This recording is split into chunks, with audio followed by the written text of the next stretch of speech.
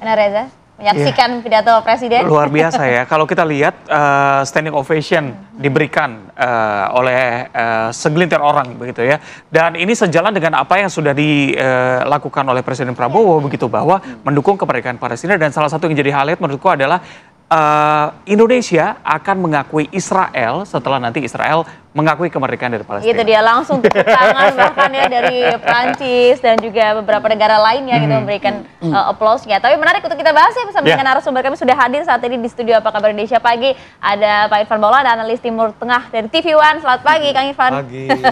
Hadir juga ada M. Syaroni Rofi, analis Timur Tengah dari UI. Selamat pagi Mas Roni. Mbak Mariam. Apa kabar? Baik, alhamdulillah. Alhamdulillah. Nah, kamu meminta respon dulu nih kalau melihat tadi ya bagaimana Presiden Prabowo menyampaikan pidatonya dalam pembahasan Two State Solution untuk Palestina.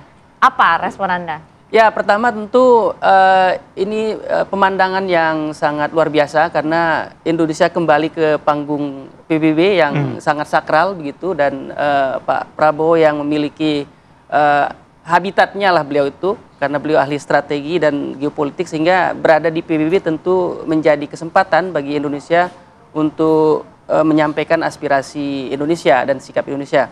Nah, kemudian yang kedua, pada poin pernyataan Presiden Prabowo yang menarik tentu apresiasi kepada pihak Prancis dan Saudi yang menginisiasi deklarasi New York gitu, yang pro terhadap Palestina. Kemudian pada kesempatan ini juga ada poin-poin yang menarik saya kira. Yang pertama, Palestina harus diakui gitu ya, dan setelah itu nanti Israel juga akan diakui. Artinya Two State Solution ini adalah aspirasi internasional karena 145-an negara sudah menyatakan pro terhadap Palestina. Sehingga apalagi yang harus ditunggu kan begitu. Sehingga ketika aspirasi ini muncul bahwa Palestina diakui, maka setelah itu Israel akan diakui juga oleh Indonesia. Pernyataan berikutnya tuh memberikan dukungan jaminan penuh terhadap keamanan Israel. Jadi tidak hanya membahas soal nasib Palestina saja, tapi juga kemudian menyinggung dan juga membawa juga apa ya, menggerakkan hati Israel juga ya. Ya, artinya kan Israel ini juga bagian dari komunitas internasional, sehingga Indonesia sebagai bagian dari komunitas internasional memiliki kontribusi atau peran gitu ya dalam banyak hal. Dalam hal perdamaian misalkan, Indonesia ini kan aktif melakukan partisipasi penjagaan perdamaian di Libanon. Dulu ada konflik 2006 Libanon versus Israel begitu, dan kemudian Indonesia mengambil inisiatif untuk terlibat mengirimkan pasukan penjaga perdamaian di Libanon yang merupakan border ya antara Libanon Israel. Nah, sekarang pasukan kita itu sudah berjaga dari tahun 2006 sampai sekarang gitu. Itu saya kira bentuk komitmen Indonesia untuk perdamaian dunia, Mbak. Oke, Kang Irfan, yang cukup menarik adalah Hamas juga mengomentari apa yang terjadi mengenai Two State Solution ini. Gimana pandangan Anda? Ini cukup mengejutkan ya, karena salah satu kompromi dari Two State Solution ini adalah menegasikan Hamas. Untuk pemerintahan bersatu Palestina. Itu yang dituntut oleh Prancis dan beberapa negara Eropa. Dan ini juga kompromi antara Saudi dan Prancis. Yang ternyata negara Arab dengan sukarela atau berat hati menerima kompromi itu, dan itu dideklarasikan. Kecaman terhadap Hamas itu ketika pemungutan suara minggu lalu ya, di mana 142 negara menyatakan mendukung deklarasi New York untuk Two State Solution. Tapi yang mengejutkan bahwa Hamas ternyata menerima. Padahal beberapa faksi sekutu Hamas, bahkan Iran misalnya, tidak ikut serta dalam pemungutan suara waktu tanggal 12 kemarin. Iran tidak mendukung, tidak menolak, bahkan juga tidak ikut abstain. Artinya tidak ikut dalam pemungutan suara. Iran rupanya punya positioning yang lain terhadap Two State Solution. Dan yang mengejutkan, kami kira Hamas akan dalam posisi yang sama dengan Iran. Tapi petinggi Hamas kemarin menyatakan apresiasi terhadap Inggris terutama. Karena pengakuan Inggris terhadap Palestina merdeka ya, dalam forum resmi ini yang menurut Hamas itu mengejutkan dan menggembirakan. Mengingat sejarah dan peran besar Inggris dan konflik ini, karena Inggrislah yang memulai perkara ini menjadi besar. Gitu. Karena Inggris yang pertama ketika dulu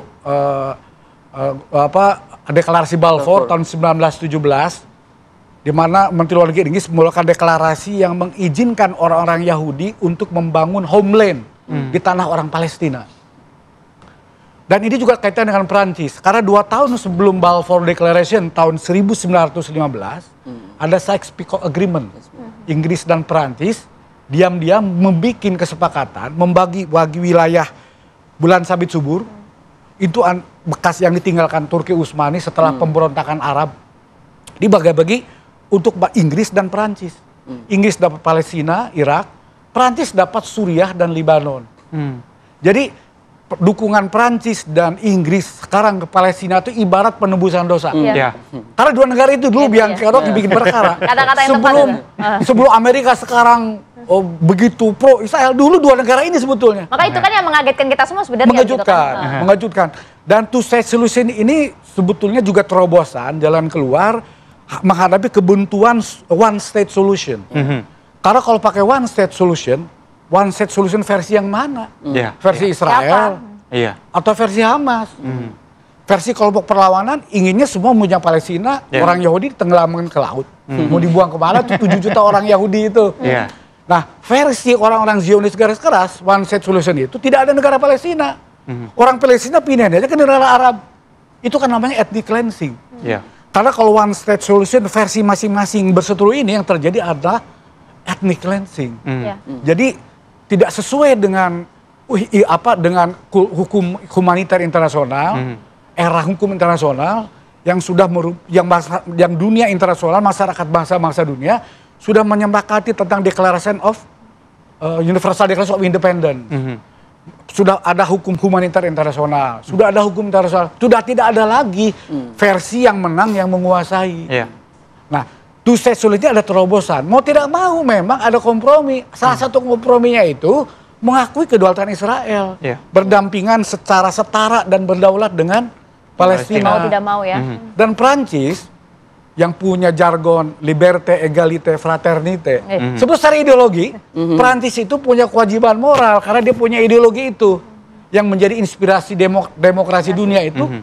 Justru Prancis, liberté, égalité, fraternité. Dan sebenarnya konstitusi kita juga sama,